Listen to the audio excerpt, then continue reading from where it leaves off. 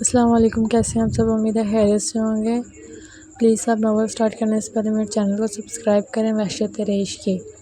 احمد صاحب ظفر صاحب سے بےحد ناراض ہوئے تھے، مگر انہیں بےحد خوشی تھی کہ حور انہی کی بیٹی ہے۔ احمد صاحب سے اب انتظار نہ ہوا، وہ اپنی بیٹی سے ملنا چاہتے تھے، انہیں سینے سے لگانا چاہتے تھے۔ اسی لیے وہ ہاسپٹل سے ظفر صاحب کے پاس کسی ملازم کو چھوڑ کر خود حویلی کے لیے نکل چکے تھے۔ وہ حویلی پہنچے تو سب سے پہلے وہ شہریار کے کمرے میں گئے۔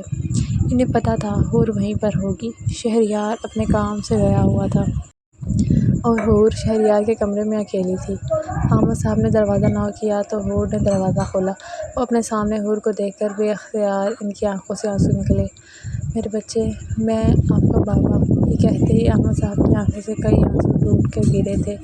حور کو کچھ سمجھ نہ آیا۔ تب احمد صاحب نے ساری بات حور کو بتائی۔ حور کی آنکھوں سے بھی آنسو نکل رہے تھے۔ اتنی بڑی حقیقت حور سے چھپائی گئی تھی۔ حور بے اختیار احمد صاحب کے سینے سے لگے رونے لگ گئی تھی۔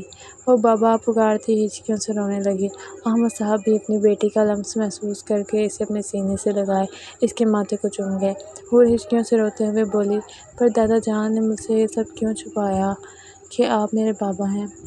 اور احمد صاحب ابھی بیٹھے باتیں کر رہے تھے کہ حور ان سے پوچھ رہی تھی، مگر احمد صاحب اس پر شرمندہ ہوئے کہ وہ حور کو کیا جواب دیں کہ اس کی ماں کے ساتھ اس کے گھر میں کیا ہوا تھا، کیا سلوک کیا گیا تھا۔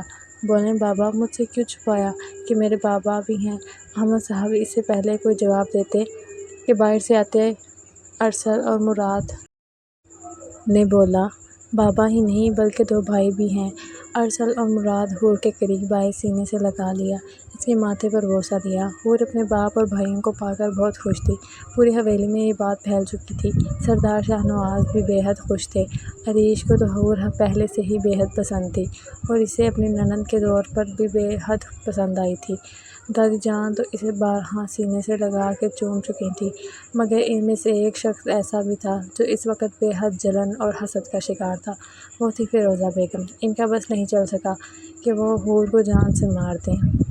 وہ بولی، اس نوکر نے اسے احمد کی بیٹی بتایا تو آپ سب نے مان بھی لیا، کیا ثبوت ہے اس کے پاس؟ یہ احمد کی بیٹی ہے۔ فیروزہ بیگم کی بات پر احمد صاحب کو بے حد غصہ آیا۔ بس کرو فیروزہ، ایک لفظ بھی اور مت نکالنا، ورنہ مجھ سے برا کوئی نہیں ہوگا اور تمہاری اصلیت بتاتے ہوئے ذرا بھی دیر نہیں لگے گی۔ سردار شاہ نواز اور باقی سب بھی حیران ہوئے تھے۔ کون سی اصلیت؟ سردار شاہ نواز بولے، بابا جان، اس رات منصور کو عائشہ کے کمرے میں بھیجنے والی فیروزہ تھی، صرف رمشا ہی قصوروار نہیں تھی۔ رمشا تو صرف اس کا ایک مہرہ تھی، اصل مجرم تو یہ تھی۔ احمد صاحب کی بات سن کر وہاں موجود ہر کوئی حیران رہ گیا۔ دادی جان نے اٹھ کر تو فیروزہ بیگم کے چہرے پر زوردار تھپڑ مار دیا تھا اور غصے سے بولی، یہ تربیت کی تھی میں نے تیری، تو نے اس بچے کی زندگی برباد کر دی، تمہیں خدا کا خوف نہیں آیا؟ فیروزہ بیگم اپنے چہرے پر ہاتھ رکھے حیرانگی سے اپنی ماں کی طرف دیکھ رہی تھی، جنہوں نے کبھی زندگی میں اس پر ہاتھ نہیں اٹھایا تھا۔ اس سب تماشے کے بعد پھر فیروزہ بیگم اپنے کمرے میں ہی بند ہو گئی تھیں۔ وہ باہر کم ہی نکلتی۔ حور اس وقت احمد صاحب کے ساتھ ہی تھی۔ شہریار حور کو بلانے آیا تھا، مگر حور نے جانے سے منع کر دیا۔ پھر احمد صاحب نے سمجھایا کہ وہ حور کو خود سمجھائیں گے، پھر آپ کا اور حور کا ولیمہ شاندار طریقے سے کریں گے۔ احمد صاحب نے خوشی سے کہا تو شہریار نہ چاہتے ہوئے بھی حامی بھر گیا، مگر شہریار کے لیے اب حور سے دوری بہت مشکل تھی۔ شہریار بجھے دل کے ساتھ اپنے کمرے میں گیا۔ حور ابھی مراد کے ساتھ ہانیہ سے ویڈیو کال پر بات کر کے اپنے کمرے میں آئی تھی، جو اسے اس کے بابا جان نے دکھایا تھا۔